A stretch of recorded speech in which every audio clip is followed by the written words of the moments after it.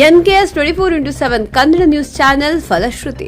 NKS 24x7 Kannada news channel ವರದಿಗೆ ಎಚ್ಚೆತ್ತುಕೊಂಡ ಅಧಿಕಾರಿಗಳು ರಸ್ತೆಯಲ್ಲಿ ಬಿದ್ದ ಗುಂಡಿ ಮುಚ್ಚುವಲ್ಲಿ ಯಶಸ್ವಿ.